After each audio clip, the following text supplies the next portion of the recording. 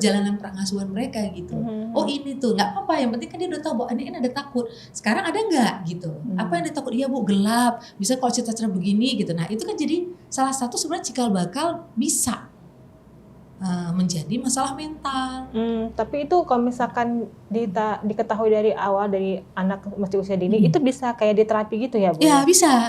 Jadi ada dan CNF ini ya Bu ya. Jadi salah satunya itu bisa anak membuat gak bicara juga gitu. Oh, jadi speech delay itu bisa, itu salah satu penyebabnya. Jadi speech delay itu saya mau menegaskan speech delay itu bukan diagnosa. Oh, jadi merupakan. Jadi itu adalah indikator gitu. Ibarat permukaan, gitu itu adalah gelembung-gelembungnya gitu. Ada yang panas nih, gitu. Jadi ketika kita melihat air yang dididihkan, terus air yang baru dididihkan, itu kan belum ada gelembung-gelembungnya. Tanda-tanda mau mendidih itu kan pasti ada klik. Jadi saya mengibaratkan speech delay itu adalah indikator bahwa ini udah mateng nih gitu. Keterlambatan bicara ya. Seharusnya kalau normalnya itu biasanya di usia berapa? Di usia berapa biasanya? Maksimal anak udah mulai bisa ngomong. Gini, input kita bilang bicara, tapi sebetulnya ada masalah bahasa kan yang melatar belakangi. Bicara itu adalah produksi kan, hasilnya. Cara dia, hasilnya. Kan cara dia mengekspresikan itu dengan bicara. Bicara itu adalah yang dia keluarkan adalah fonem-fonem atau fonetik, rangkaian-rangkaian dari bicara itu sendiri, verbal itu sendiri. Nah, ketika kita bicara, apa yang masuk dalam sensorik dia yang lain? Apakah ada kerusakan pendengarannya? Oh, nggak ada. Apakah ada kerusakan di pemrosesannya? Tentu dilihat belum tahu, karena kan anak kecil 3 tahun ke bawah tuh kita belum tahu bisa mencek bagaimana pemrosesannya. Nah, apakah ada masalah dengan kognitifnya? Belum tahu, karena itu perkembangan saraf otak masih sangat lentur, masih sangat plastisi. Nggak boleh kita bilang ini nanti anaknya bodoh gitu. Mungkin nggak bisa juga. Ya kan? Karena ngamuk juga nanti orang tua. Ngamuk juga kan orang tuanya, nggak mau anak saya bisa ini kok udah ngerti gitu. Itu nggak boleh kita psikolog. Nanti akhirnya dia defense dulu, udah aku nggak mau kesini, aku tersinggung gitu. Ada memang orang tua kan sangat sensitif ya gitu. Jadi enggak. Jadi kita tetap di dalam pikiran kita bahwa perkembangan saraf otak itu memang ada gangguan. Kan gitu. Gangguannya yang tadi saya bilang, disability intelektual, gangguan bahasa atau komunikasi, gangguan autistik, gangguan belajar. Ada yang gangguan belajar disleksia, dan ada gangguan belajar yang kognitifnya bermasalah. Artinya sedikitlah di bawah rata-rata, tidak optimal pada saat menstimulasi kognitifnya. Lalu ada gangguan yang namanya gangguan ADHD gitu, dan kemudian ada juga gangguan emosi kan, atau anxiety. Itu sendiri lagi ya, kalau kita mau pecah itu berdasarkan panduan penggolongan gangguan jiwa atau DSM-5. Itu bisa di searching di internet ya, untuk panduan itu. Tapi maksudnya untuk mewarning ibu-ibu, apalagi ibu-ibu muda nih mungkin yang baru punya anak gitu kan. Saya di sosmed itu sering juga saya lihat kan ada ibu-ibu muda ini bingung. Biasanya anak-anak itu memang normalnya di usia berapa sih? Atau kalau misalkan dia usia berapa tuh tapi dia masih belum bisa ngucapin satu kata, kita udah mesti warning, kayaknya mesti dibawa ke dokter tumbuh kembang anak gitu. 9 bulan sebenarnya anak-anak awal bicara itu kan babbling namanya. Babbling ya. Nah, awal bicaranya lagi adalah cooing. Cooing itu di 3 bulan. Nah, cooing itu dia mengeluarkan buih dari mulutnya. Itu prosesnya ya. Itulah proses bicara. Prosesnya. Dia menangis dengan keras, kadang dia menangis dengan pelan, kadang dia menangis dengan melodi. ada nadanya. Iya, karena itu kan bicaranya. Jadi ketika dia menangis dengan keras itu ada indikasi apa? Oh, dia mungkin risih, dia sedang pup. Atau kalau dia menangisnya melengking, ada yang sakit. Mungkin dia sakit perut, atau dia mungkin demam atau apa. Jadi kita juga harus membaca. Nah, itu saya udah terapkan juga sama anak saya dulu gitu ya, karena mungkin lama punya anak, jadi saya mencoba tuh ambil buku psikologi, dan itu nggak belajar di psikologi, nggak belajar itu. Belajar sendiri berarti ya. Jadi bagaimana saya mengimplementasikan, mengaplikasikan teori-teori psikologi itu kemudian dalam kehidupan gitu. Karena saya lama punya anak, jadi kan saya kayak macam parno gitu ya. Parno, terus kemudian prosesnya juga agak susah gitu. Jadi saya mau lihat tuh gitu. Jadi ternyata anak-anak yang di bayi itu, apalagi bayi-bayi sekarang ya, itu 1 bulan dia pada saat 1 minggu malahan. 1 minggu kita kan udah dicocokin untuk memberi ASI. Nah, itu udah berfungsi kan oralnya, menggigit itu mesti bicara. Itu termasuk Bu? Itu termasuk. Tapi kan kita masukkan dalam sensorik motor kan, karena dia belajar, fungsi otaknya belajar itu melalui sensor motornya dia. Nah, di fase 0 sampai 3 bulan, 3 bulan sampai 6 bulan itu melalui sensor motornya. Dia meraih, menggenggam, itu adalah fungsi kognitif, fungsi berpikirnya. Nah, apa yang terjadi kalau anak itu kita gendong aja? Kita berikan, gimana dia memfungsikan semua sensoriknya, bagaimana dia mengetahui apapun yang ada di sekitar dia. Padahal otaknya sedang berkembang itu. Jadi mungkin kalau misalkan ada baby yang di usia sampai setahun dia belum ada pernah babblingnya kayak ibu bilang, terus belum ada ngangguin gitu, itu mungkin dapat dicurigai juga dapat ya Bu dia ya? diem aja, kan aku baik nih, diem aja. Ibu ya malah cocok nih anteng ya, anteng ini kerja jadi rumah ya. Bisa 3 bulan aja dia kan udah ada kan suaranya, nangis terutama. Nah itu salah satunya nangis, misalnya nangisnya pelan terus tiba-tiba hilang gitu. Nah itu jadi penurunan pendengaran ada karena meningitis. Ya, saya juga punya kasus yang seperti itu gitu. Jadi anak-anak itu ketika dia tadinya menangis, mungkin babbling di usia sekian gitu ya, bisa 9 bulan, itu lama-lama hilang gitu. Gitu. Lama-lama hilang, nggak ada lagi. Nah itu harus segera lah diperiksakan untuk. Ya, sekarang ada pemeriksaan TOAE ya, yang cukup murah sebetulnya, yang bisa dilihat di umur 1,5 tahun ke bawah. Nah ada juga ASS Cerbera yang bisa lebih detail lagi gitu, untuk melihat gelombang respon dengarnya gitu, supaya kita lebih detail untuk memeriksakan itu. Dan setelah itu ya memang jangan lama-lama. Ya kalau belum ada mau masuk ke implan, dicobakan dulu apakah ada saraf pendengaran atau enggak. Itu kalau yang gangguan pendengaran. Nah kalau anak autis gimana? Karena dia kan juga nggak mau denger gitu kan, dipanggil nggak denger, ada suara nggak, cuek aja gitu. Nggak ada kontak juga gitu. Nah ini juga sudah bisa ekspresinya datar, kayak ekspresinya kayak ini gitu ya, nggak terfokus pada satu gitu ya, dengan dirinya sendiri gitu. Asik dengan itu kita udah bisa juga di umur 8 bulan malah udah bisa, karena kan dia udah merangkak ya. 6 bulan itu kan sebenarnya udah duduk tanpa dibantu.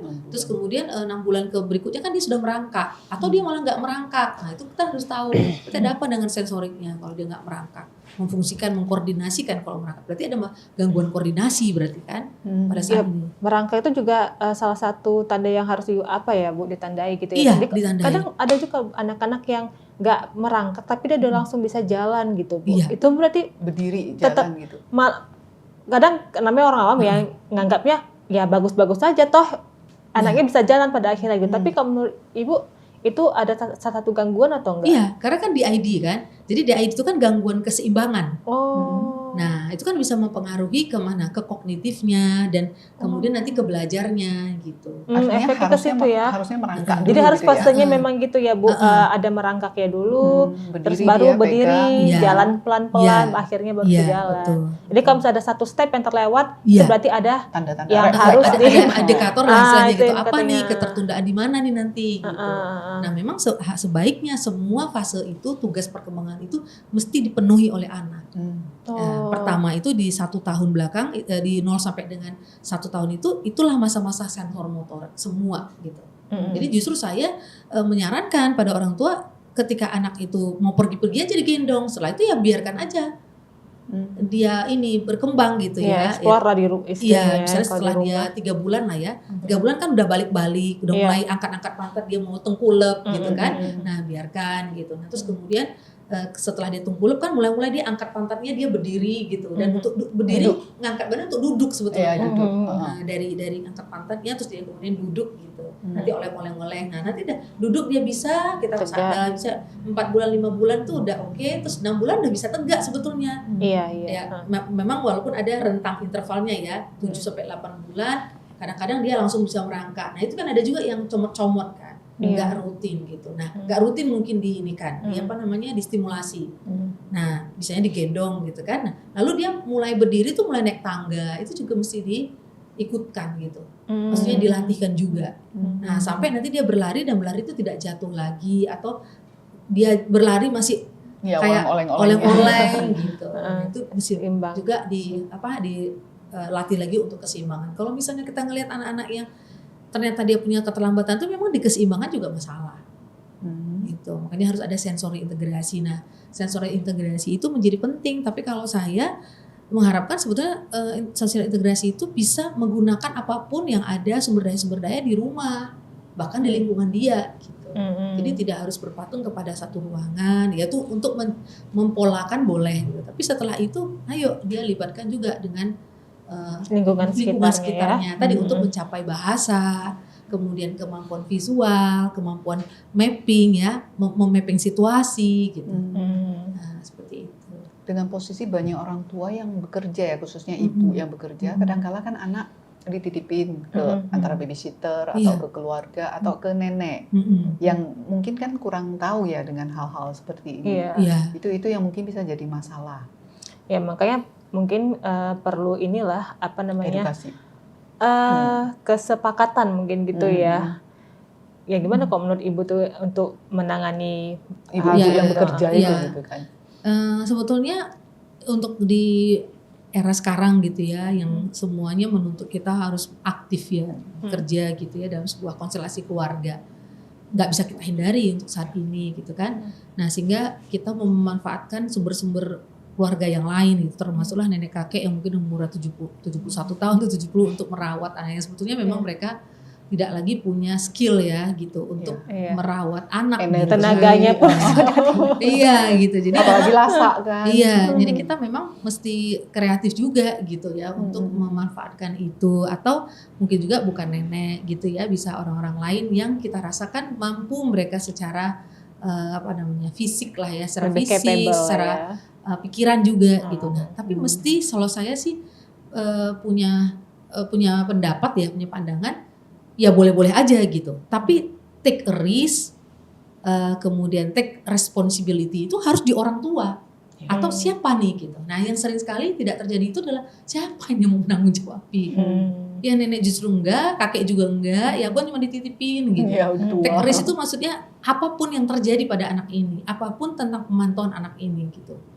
Nah ini yang sering saya dapati bahwa orang-orang tua ini tidak punya ini gitu ketika mereka ingin membangun sebuah keluarga gitu. Ya bukan harus diayah, nanti akhirnya tuduh-tuduhan gitu kan ketika anak ini misalnya masalah di sekolahnya, kekurangan ini, gak bisa buat situasi dan seterusnya itu. Dan umumnya ibu yang disalahkan. Ya, itu lagi. Dan selalunya ibu yang disalahkan gitu ya. Kasihan deh ibu ya.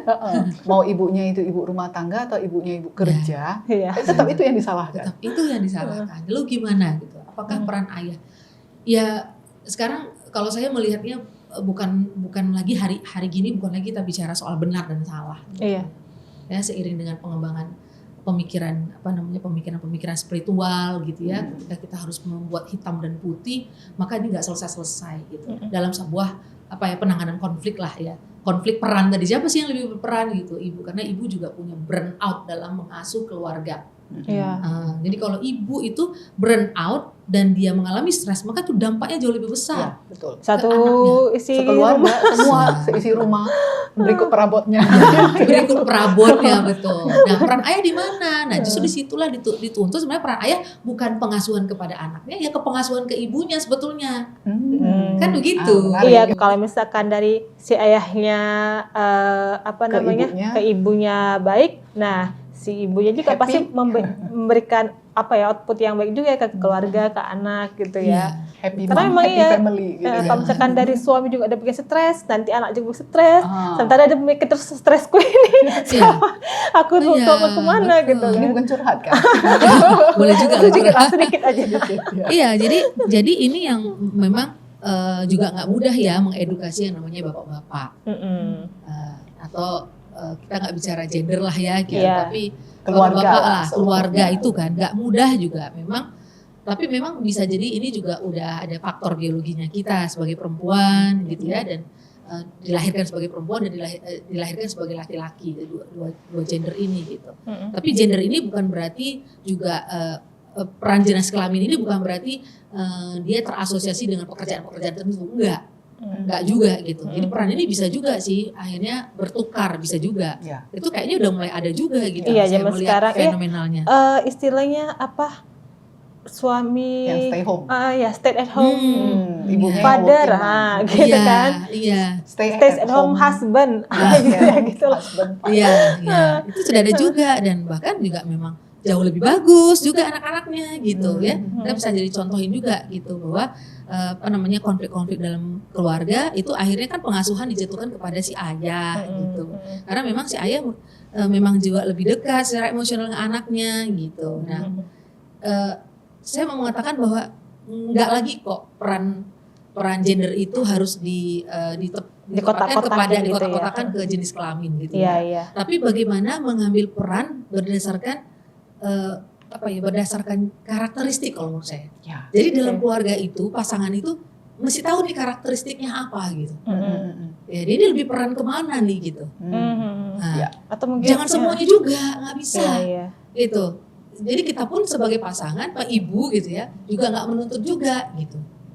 Teamwork sebenarnya ya. Iya betul. Tim sebenarnya. Iya, jadi sebenarnya kerja tim. Tapi sambil melihat ini sebenarnya kemana ininya peran dia yang pas gitu, yang cocok dan dia nikmati di situ, dia penuh kasih di situ, dia punya empatis di situ. Udah, nah yang si pasangan itu memang juga mesti harus memberikan ruang itu gitu. Karena Bu, kalau ini menurut pendapat pribadi saya ya gitu kan, kalau kita di Indonesia ini kan terutama masih banyak cenderung patriarki gitu ya. Jadi kayak bawaan asuhan dari zaman dulu tuh yang namanya laki-laki itu bahkan jangankan mengasuh anak gitu, ke dapur aja itu pantang kali gitu kan. Jadi itu terbawa sampai sekarang dan itu masih banyak anak-anak laki-laki yang seperti itu. Jadinya efeknya apa, ketika berkeluarga dia berpikiran ya udah urusan rumah, urusan anak-anak itu ya ibu gitu kan. Nah, dan sebenarnya nggak bisa juga kita menyalahkan karena memang seperti itulah dia dididik dari kecil gitu sampai dewasa. Nah, tapi sekarang memang saya lihat perkembangannya, apalagi anak-anak Gen Z sekarang, saya lihat pikiran udah lebih terbuka dan udah banyak juga yang nggak seperti itu gitu kan. Mau diajak kerjasama dengan istri, bahkan ada yang seperti kita bilang tadi, dia memilih jadi stay home dad karena berpengaruh juga ke ini ya, sistem kerja zaman sekarang kan nggak mesti ngantor lagi. Kalau zaman dulu kan ya yang namanya kerja itu apalagi laki-laki taunya keluar gitu kan, atau ya kerja kantoran. Kalau sekarang udah banyak sekali jenis-jenis pekerjaan yang bisa dilakukan dari rumah. Jadi si ayahnya kerjanya dari rumah, kerja remote dari rumah, dia sambil mantau anaknya. Kayak kemarin nih ada juga yang saya lihat lagi viral ya di sosmed gitu, istrinya dokter, sementara dia kayak pengusaha atau pokoknya kerja remote dari rumah, dan istrinya kemarin tuh lagi ditugaskan untuk dokter di rombongan haji gitu kan, pergi haji itu kan lama ya, sekitar sebulan gitu juga ya. Nah dia di rumah merawat anaknya dua, dan ya ternyata bisa-bisa aja gitu kan. Jadi ya mungkin perkembangan zaman lah ya. Mungkin seperti itu. Jadi intinya adalah memang nggak ada keluarga yang ideal ya. Iya, dan setiap episode dalam perjalanan keluarga itu, mau perkawinan 5 tahun pertama, kemudian 10 tahun kedua gitu dan seterusnya, sebetulnya memang harus ada evaluasi kita sendiri. Sebenarnya nggak perlu yang secara formal dievaluasi, kita juga harus kayak berdialog dengan diri kita, sebetulnya kita mau menunjukkan keluarga itu mau kemana, untuk apa gitu. Nah itu yang untuk yang awal-awal yang mau menikah gitu. Jadi goalsnya apa sebetulnya gitu. Goals kita mau hidup pertama secara pribadi, dan goals kita ketika hidup bersama kan gitu. Sebenarnya prinsipnya itu gitu. Apalagi dan goals punya anak. Gitu. Betul, apalagi terus kemudian kita mau punya anak gitu. Nah, jadi kalau pengalaman saya menerapkan psikologi tadi di dalam pertama kali saya memutuskan itu, ya saya memutuskan untuk bahkan saya menegosiasikan gitu. Dengan umur saya waktu itu udah 26 tahun ya, walaupun saya tahu 26 tahun itu kan masih bisa lah ya, masih normal lah untuk perempuan menikah gitu, masih produktif kan sampai 35 dalam soal reproduksi untuk reproduksi gitu kan. Nah itu saya udah minta, udah anak saya 2 aja gitu, nggak bisa lah 4 nanti biar aja, nanti anak perempuannya kan bisa dapat dari menantu. Nah saya udah punya pemikiran itu gitu, praktis ya. Gitu. Ya udah nanti kan anak perempuan tuh bisa jadi anak kita juga gitu. Jadi saya nggak juga gitu isu-isu orang tua saya yang dulu itu ketika memang nggak pas buat konstelasi berpikir saya dan itu untuk kedepannya, saya nggak mau terima gitu. Bahkan sampai mengayunkan anak. Dulu kan orang tua kan diayunkan anak kan, saya termasuk orang yang cukup nggak setuju gitu. Karena saya bilang kalau saya anak ini diayun terus, kemudian kalau saya kemana-mana, dia akhirnya tidurnya susah dong gitu, harus pakai ayunan. Nah, jadi dua anak saya itu saya nggak meneruskan, estafetkan gitu, budaya-budaya keluarga ibu-ibu, orang-orang tua dulu tuh ke itu gitu. Walaupun ada juga ya kayak itu lagi dulu saya uncang-uncang itu saya kerja tapi mau saya tetap aja. Itu saya juga kayak jimat, uncang-uncang gitu ya. Kan tahun zaman dulu kan biar nggak diganggu ini. Iya, gitu kan, dipasangin apa gitu. Nggak kenapa lasik. Saya gitu juga kan. Tapi enggak juga. Enggak. Ibu enggak. Itu tidak saya make kan sense. mama saya tuh ngasih gitu, nanti saya buka gitu. Iya. Nerima aja. Tapi Ya, nanti saya juga. di awal-awal saya tentang, tapi kan saya gini, aduh. Jaga perasaan. Iya, benar ya. Tapi begitu udah sama saya ya saya buka. Iya, ya saya juga kok ada dari pihak keluarga gitu nenek kadang biasanya tuh orang tua zaman dulu gitu kan. Dulu, Oh iya nek makasih apa ya udah pulang. Niatnya baik lah. Tapi untuk prosesi menjejakkan, mentalkinkan dia, itu saya ikuti. Kenapa? Ibu pilih berarti ya? Iya, saya pilih Iya, gitu iya, budaya-budaya lokal yang dari budaya kita yang memang ada manfaatnya ke dianya gitu, untuk perkembangan dia gitu. Tapi kalau yang itu tuh apa lah pakai gini jermu apa segala dimasukkan ke dalamnya, udah bacain aja. Terus kemudian anak itu ya kalau mau dibawa-bawa ya juga lihatlah waktu-waktu situasinya, itu kan juga akan mempengaruhi fisik dia, kesehatan dia gitu. Ya terus nggak usah dipapar-paparin kemana-mana gitu ya. Waktu anak saya nomor 1 itu pas dia itu agak sedikit perbedaan pendapat tuh dengan pasangan, dengan waktu mau ada lebaran terus berkunjung itu kan dulu harus semua dikunjungi. Iya benar-benar. Saya tahu anak saya ini baru sakit campak waktu itu. Nah tapi suami saya ngotot gitu, ayo ini harus ini nanti gini. Pertama saya gini, saya juga orang gini, nggak mau terlalu konflik. Udah deh, mungkin juga ada satu saat kita memang harus merugi gitu. Nah di pemikiran saya ada dalam kehidupan perjalanan saya menerapkan itu. Ada saat mengalah lah gitu ya. Mengalah tapi nanti ada akibatnya gitu. Tapi ada orang yang belajar akibat dulu gitu. Cemplung dulu, bahaya dulu. Nah persoalannya orang-orang tua sekarang adalah takutnya dulu, jadi kan nggak mencoba, stagnan. Padahal itu udah proses. Kita harus paham bahwa tidak semua di dalam kendali kita.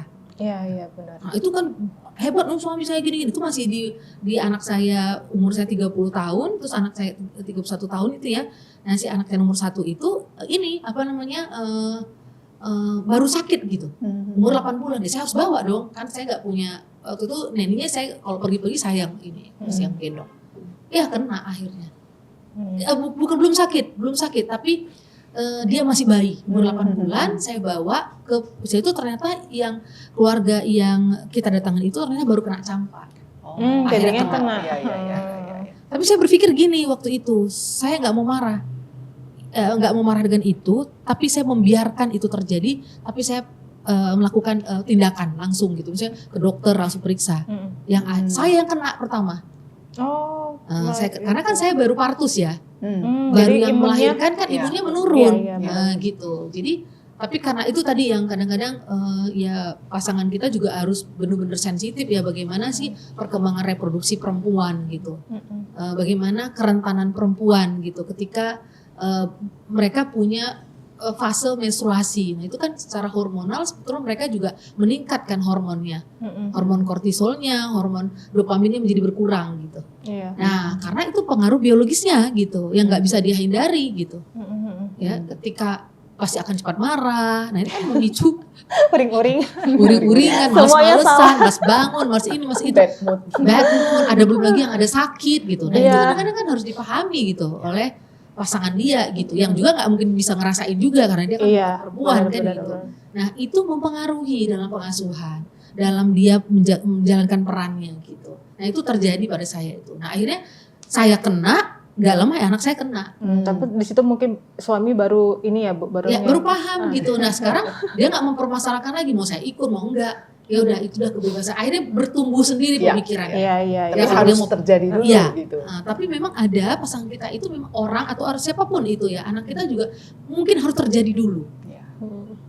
Tapi kan persoalan kita kan itu yang makanya saya bilang tadi, kita harus ada satu yang take risk, yang ngambil tanggung jawab, terus ada yang ngelit. Ngelit itu dalam arti bukan yang harus dia jadi, kamu ngikutin saya, enggak. Ngelit itu dalam selimut pun bisa kita ngelitnya. Balik layar ya. Balik layar. Jadi gitu mungkin dari awal perlunya kesadaran dulu ya Bu di antara kedua pihak, lalu kemudian kompromi ya. Jadi komunikasi dan sedikit mau berbagi juga gitu pengalaman pribadi. Dulu kan saya sempat kerja kantoran Bu, agak lama juga 10 tahun gitu kan. Dari masih gadis sampai punya anak 2 gitu kan. Yang ngasuh orang tua saya, waktu itu ibu saya masih sehat kan. Nah, berdasarkan pengalaman pribadi itu memang saya ngambil kesimpulan sih bahwasanya ya kita tuh nggak bisa ngotot kita harus menerapkan parenting kita seperti apa gitu kan. Ke siapa yang jaga anak kita pada saat itu, karena gimana pun juga setiap orang itu kan punya pemikiran yang berbeda-beda, apalagi dititipin sama orang tua yang usianya juga udah banyak gitu kan, pastilah ngeribetin mereka. Jadinya ya mau nggak mau memang harus adalah kompromi di diri kita. Satu, mungkin kita nggak bisa terlalu ngotot, tapi mungkin ada beberapa hal yang masih bisa kita kompromiin ke orang tua atau ke siapa yang jagain gitu kan.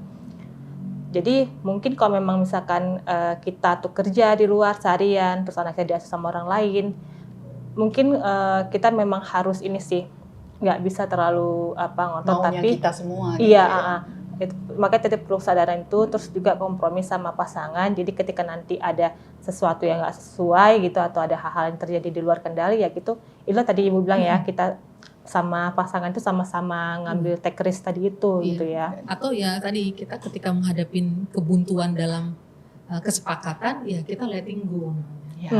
Ikhlas. Ya ikhlas.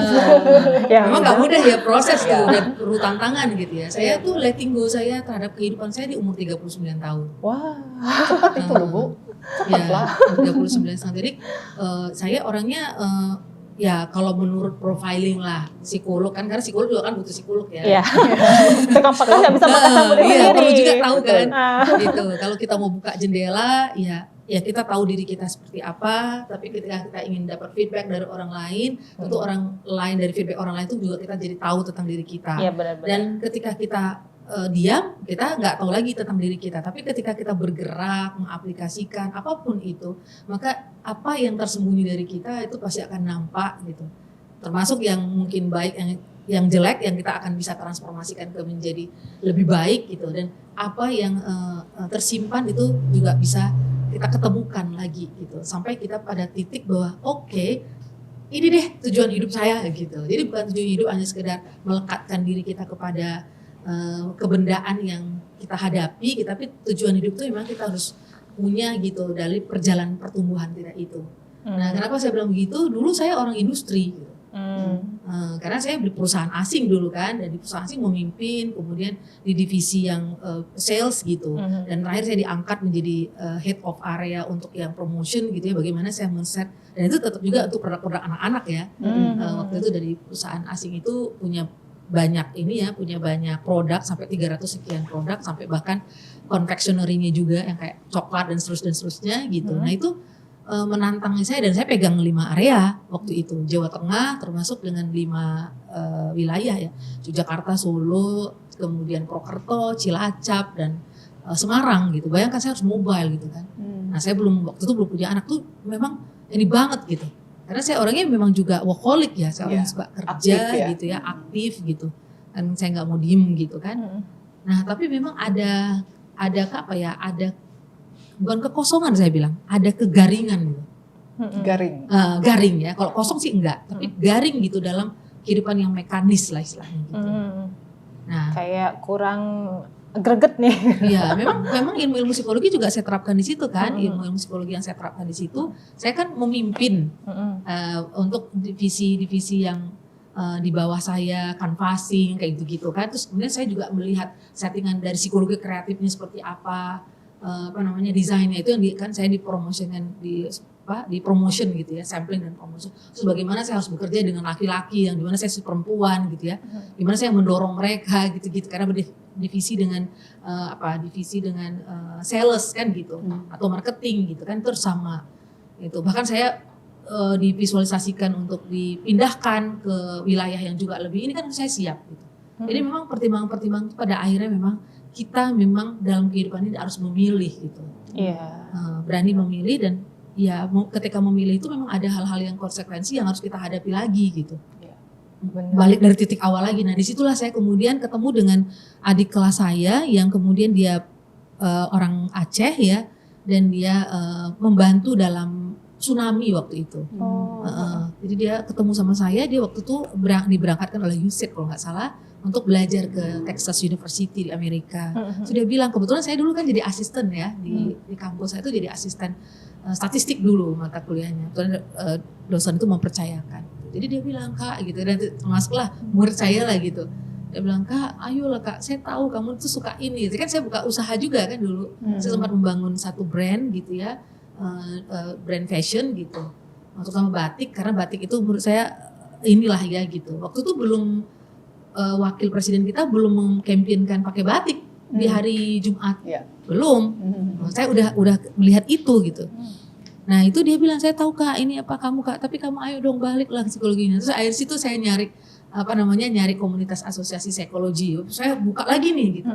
Nah dari situlah 2007 saya mulai ikut lagi pendidikan ya tadi berkelanjutan ya, dengan sertifikasi, dengan training, workshop sampai pada tahun 2010 saya ikut conference di university salah satu university di Malaysia waktu itu kan. Kemudian saya dimintain lagi oleh dokter juga waktu itu untuk ikut satu program yang harus dimasukkan ke Indonesia. Itulah saya dikirim ke Antalya, salah satu kota di Turki itu ada Antalya, jadi 1 jam lagi lah kita. Kayak dari sini ke Pekanbaru itu conference untuk tentang rehabilitasi anak-anak dengan cochlear implant tadi. Tapi sebelumnya saya juga udah mendampingi anak-anak yang punya problem gitu ya. Saya mendampingin anak-anak, saya terlibat jadi volunteer di salah satu di salah satu perkumpulan namanya perkumpulan PKBI. Keluarga Berencana Indonesia dulu kan sangat ngetop sekali itu program-program Global Fund, terus kemudian program kesejahteraan pada perempuan itu sering diberikan kepada PKBI ini gitu. Dan itu banyak memang orang-orang psikologi gitu, senior-senior yang dari Universitas UI, dari UGM itu terlibat lah di situ dan ada di seluruh Indonesia waktu itu. Dan itulah cikal bakalnya sebetulnya BKKBN. Oh gitu. Kalau sekarang berarti Ibu aktif masih praktek ya di Rumah Sakit Columbia Asia Medan ya? Itu kalau nggak salah udah 13 tahun lalu ya, dari 2012. Baru ada Children and Family Therapy Center, ini punya Ibu sendiri, ya kan? Ya saya pendirinya lah. Pendirinya. Saya punya sendiri. Iya pendiri, founder ya, founder. Terus Ibu juga ada homeschoolingnya, ya kan? Di satu lokasi yang sama? Iya, satu lokasi yang sama. Jadi homeschooling itu sebetulnya juga dulu permintaan orang tua sih. Karena memang kalau terapi itu kan saya menguatkan orang tua ada di dalam ikut. Nah saya merancangkan intervensinya, orang tua saya edukasi, ini maksudnya apa gitu. Sehingga mereka bisa ngulang lagi. Nah saya membuat semacam guiding untuk mereka gitu. Nah kemudian ada satu orang tua yang jauh ya waktu itu dari Aceh. Nah itu tuh anaknya yang disleksia, jadi kelas 3 itu awalnya di rumah sakit. Nah terus dia bilang ada solusi Bu Emil, kalau hanya 1 kali 2 kali itu ada kesibukan. Nah gimana kalau buka homeschooling? Jadi saya pikir ya udah, homeschooling itu adalah salah satu kita membuat supaya terukur, tertata, sistematis kan, orang tua juga ikut terlibat sehingga anak ini bisa mengantarkan ke mainstream. Mainstream itu ke sekolah umum sebetulnya. Jadi mereka siap lah secara sosial, secara berarti dipersiapkan di homeschooling. Iya, dipersiapkan. Tapi memang kebanyakan anak-anak itu dulu adalah anak-anak yang memang terlambat punya masalah, gitu. Sehingga mereka siap untuk ke sekolah umum. Jadi kita bukan homeschooling yang nanti tingkat, ya kita nggak tahu ya. Karena sampai saat ini kan juga belum, saya lagi masih berupaya lah ya untuk membuka gitu homeschooling untuk lebih besar sebetulnya, arahnya ke spesifiknya sebetulnya ke bidang minat gitu, yang sebetulnya anak-anak dengan kekhususan ini kan anak-anak yang tertunda ataupun ada mengalami gangguan ini yang sifatnya masih mampu didik, itu kan harus diarahkan kepada skill ya, skill yang konkret gitu, lebih daripada konseptual. Kan nggak semua orang akan menjadi dosen, nggak semua orang akan menjadi pengajar, yang membutuhkan kemampuan abstract thinking, penalaran, analisis gitu. Nah anak-anak kita yang khusus ini, mereka ketika dilatihkan sesuatu kan bisa mereka jadi jadi chef, jadi pelayan yang integratif, spesifik satu bidang, di bidang kreatif gitu ya. Jadi saya berharap sih juga ada donatur yang akan bisa mengembangkan ini gitu, mendukung ini ya. Karena di Sumatera Utara kan tidak ada sebetulnya. Bahkan di Sumatera itu dulu saya sebenarnya CNF ini adalah yang keempat ya. Saya pernah merancangkan dan mendampingi 3 sebetulnya orang yang akan membuka sama. Mungkin saya nggak akan sebutkan. Yang satu tuh saya berhasil mengembangkan tahun 2014 gitu. Sebetulnya itu dari klien saya sendiri. Jadi keinginan itu saya dorong, kebetulan beliau itu punya anak yang ADHD dan juga anak yang gangguan pendengaran gitu ya, yang luar biasa, nggak diterima di mana-mana sekolahnya, mungkin diterima tapi terus dikeluarkan, diterima terus dikeluarkan gitu ya. Penolakan itu juga bisa jadi masalah ya Bu ya, Iya, ditolak-tolak gitu ya. Betul. Sementara ibunya juga punya ambisi juga menempatkan di sekolah yang bagus itu kan supaya anaknya bisa mendapatkan environment yang baik gitu ya. Nah tapi ternyata itu juga nggak menjawab gitu. Nah akhirnya sampai orang tua itu menangis, kebetulan beliau juga orang yang berpendidikan gitu ya, minta tolong gitu. Gue bilang kami pengen bisa. Akhirnya saya mencoba merancangkan sekolahnya itu, kemudian mendidik gurunya. Waktu itu sempat selama 3 tahun saya membersamai gitu. Nah pada akhirnya ya ada itu sekolah itu dan membantu anak-anak itu dan sekarang menjadi SLB. Di Sumatera Utara. Iya di Sumatera Utara. Terus yang kedua, yang pertama sekali adalah saya menjadi yang rumah siput. Jadi ada satu program yang terkait dengan rehabilitasi anak gangguan pendengaran. Nah program itu merupakan yayasan, cikal bakalnya orang sih sebetulnya ya. Yayasan yang anaknya juga punya gangguan pendengaran, tapi dia waktu itu berobatnya sampai ke Australia. Jadi dia sampai menggelandang lah di Australia, dan dia bagaimana mengembangkan lagi di Indonesia 2009, terus ketemu dengan saya itu 2011.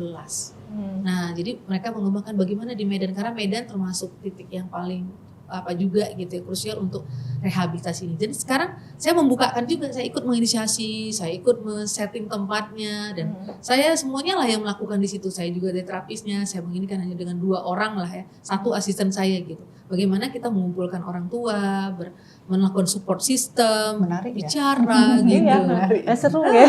Dan itu semua biayanya biaya saya waktu di awal-awal. Saya nggak pernah meminta biaya, bahkan saya pernah mengundang kelompok etnis Tionghoa yang dia itu adalah satu-satunya yang mampu melakukan cochlear implant kepada anaknya itu di Australia, dari Medan.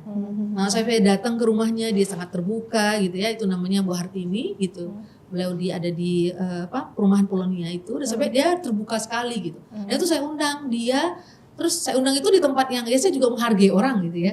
Dan saya nggak memikirkan masalah, uang nanti saya pasti ini gitu. Yang penting orang tahu, dan keberhasilan kamu itu orang tahu gitu.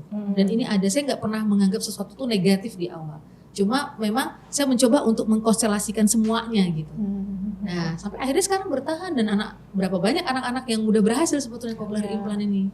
Yang dia gangguan pendengaran. Orang bilang lagi mahal ya. Ada perang-perang produk, dan bahkan saya sempat membangun komunitasnya gitu. Tapi saya nggak mau intervensi terlalu, karena kan itu harus orang tua ya gitu. Nah terus yang ketiga adalah seorang profesor, guru besar, itu membuka klinik bersama, itu juga saya membantunya gitu. Tapi ya itu memang sudah secara profesional lah ya, karena ini tapi memang saya diminta jadi direktur, saya suruh memilih. Dia bilang gini, Bu Emil, cinta harus memilih gitu. Memilih kamu sama saya atau kamu yang lain. Itu bagus banget ya, maksudnya kadang-kadang memang kita harus menemukan kata-kata yang wise, kata-kata yang menyegarkan, menyejukkan gitu ya. Itu yang saya sekarang pengen belajar lah gitu. Beliau seorang profesor sekarang, waktu itu belum profesor, dan dia ahli THT ya gitu. Kan karena saya juga melihat dia waktu di awal kita mengedukasi masyarakat, dia yang mendanai juga gitu. Sebagian dananya dari dia, sebagian dana dari produknya itu. Jadi memang kolaboratif itu memang mesti itu sudah saya dapat gitu dari sejak dulu sebetulnya. Jadi yang namanya kolaborasi lah istilahnya, istilah kita sekarang ya gitu, integratif atau interdisiplin, multidisiplin sekarang tuh kan. Nah itu berhasil, tapi ini nggak berhasil tahan lama, karena kan dia minta saya jadi rekturnya gitu. Terus saya bilang kayaknya cita saya memilih yang nggak ada uangnya dulu sekarang. Gitu. Pikir ya kan, walaupun ya memang kita kan dalam operasional kita kan perlu, ya, tapi saya memilih yang nggak ada uangnya dulu nih sebetulnya. Ya membangun klinik itu ya. Rumah Siput Indonesia sekarang masih ada di Jakarta, tapi sekarang udah gak ada lagi di sini gitu. Karena memang nggak bertahan kan.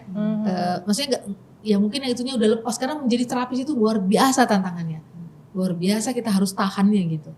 Jadi terakhir 2017 saya dimintain lagi untuk ke India kayak gitu-gitu, untuk ya balik lagi mengenal lah yang komunitas yang dibangun-bangun di seluruh Indonesia, di seluruh dunia gitu. Dan terakhir Ibu juga ada website ya? Iya, ada Kasana website. www.khasanahbundaemily.org. Oh, nanti kita taruh di deskripsi Iya, juga sini. kan.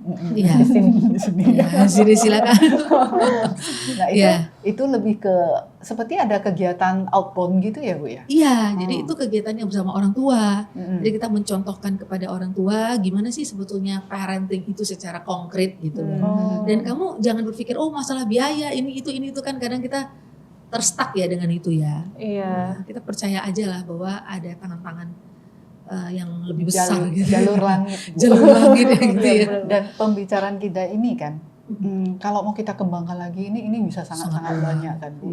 Dan untuk saat ini mungkin bisa di sini dulu, nanti akan kita kembangkan lebih jauh lagi kan. Iya. Bu Emil kira-kira ada Iya. berapa patah kata lah ya untuk sebagai penutupnya, untuk closingnya gitu. Ini kata-kata untuk siapa nih? Untuk orang tua. Untuk viewers. Untuk viewers, ada yang mau ya. disampaikan mungkin. Iya. Perjalanan itu sebetulnya nggak usah dikerangka di awal-awal ya. Jadi kita bukan mengalir, kita harus punya rencana. Ya. Tapi kita tidak perlu memaksakan rencana itu menjadi satu ketentuan untuk kita. Agak Rencana- adventurous gitu lah ya, Bu ya. Tapi kita harus menjalaninya dulu gitu. Iya. Pentok, ya kita ambil jalur yang lain. Nanti ketika kita ingin susu, kita bisa jadi atau ingin jus yang enak apa sih ya, strawberry atau jus kiwi lah yang paling mahal ya misalnya.